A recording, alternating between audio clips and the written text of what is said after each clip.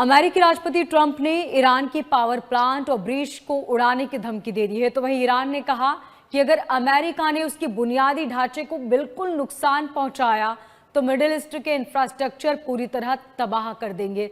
आपको क्या लगता है, किसकी धमकी में इस वक्त ज्यादा ललकार आपको नजर आ रही है? क्योंकि जिस कॉन्फिडेंस से ईरान पहले बयानबाजी कर रहा था, आज भी वही कॉन्फिडेंस बरकरार है।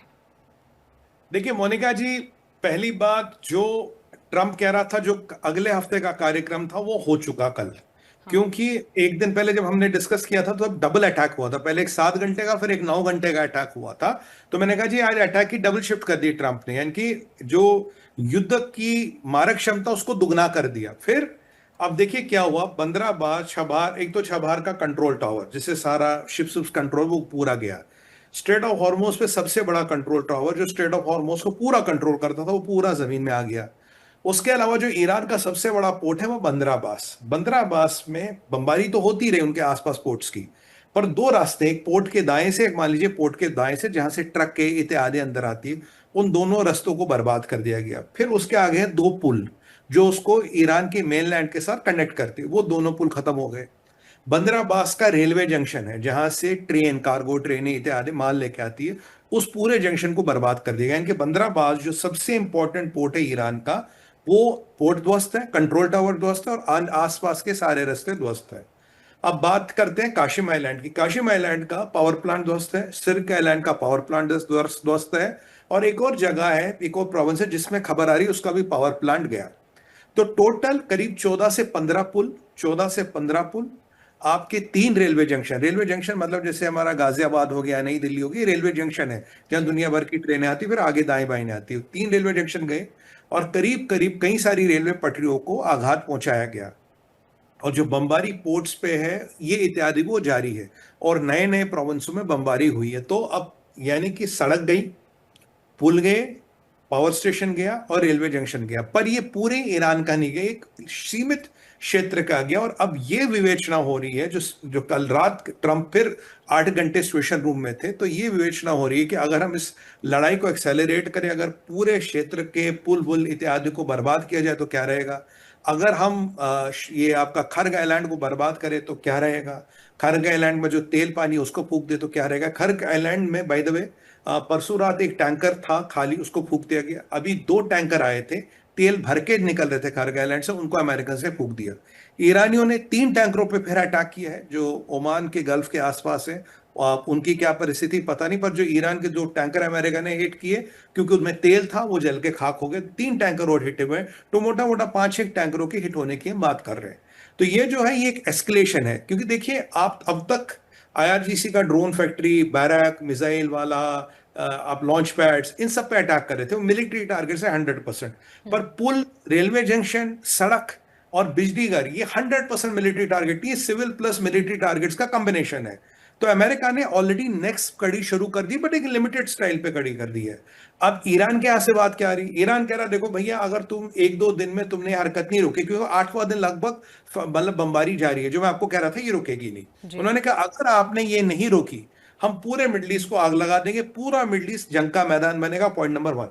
पॉइंट नंबर 2, जहां भी अमेरिका का इंटरेस्ट है दुनिया में, चाहे वो अमेरिका की कंपनी हो, चाहे वो अमेरिका का स्कूल हो, चाहे वो अमेरिका का कॉलेज हो, या अमेरिका के सिपाही हो, अमेरिकन टूरिस्ट हो, वो सब हमारे निशाने पे आएंगे। यानी कि ये युद्ध मिडल ईस्ट से बाहर जाके यूरोप, अमेरिका, अफ्रीका कहीं भी जा सकता है। देखिए कुर्द फोर्स के लोग दुनिया में हर जगह है, तो उनको मोस्ट प्रोबेबली यूज किया जाएगा इन अटैक्स के लिए। एक तो उन्होंने ये धमकी दी है, और तीसरी धमकी है कि अगर हमारा तेल नहीं बिकेगा तो इस क्षेत्र में कोई भी एक बूंद तेल नहीं बेच पाएगा। भैया तुम देख लो, जो तुम्हें करना करो, हम 2-3 दिन का समय देते हो। चौथी धमकी, जिसको मैं सबसे खतरनाक मानता हूं, वैसे भी तो कुछ हुआ नहीं, उन्होंने कहा कि अब अमेरिका की नेवी हमारे निशाने पे, यानी कि अमेरिका का एयरक्राफ्ट कैरियर, अमेरिका के डिस्ट्रॉयर्स, अमेरिका के केवेट्स, ये हमारे निशाने पे।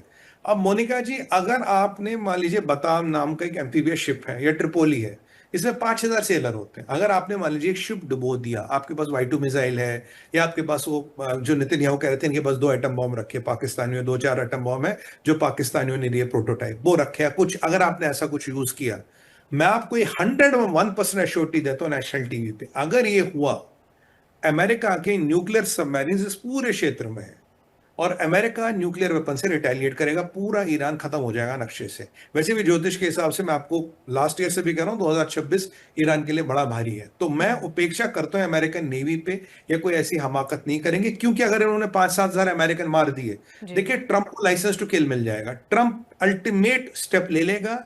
न्यूक्लियर सबमरीन इतने हैं, और आपका कोई भी खुर्रमशार मिसाइल, कोई भी सलमान सुलेमान मिसाइल सबमरीन पे आघात नहीं कर सकता। आपके जो भी मिसाइल वो surface to surface land missiles हैं, कोई अंडर सी मिसाइल आपके पास है नहीं, कोई अंडर सी कैपेबिलिटी आपके पास है नहीं।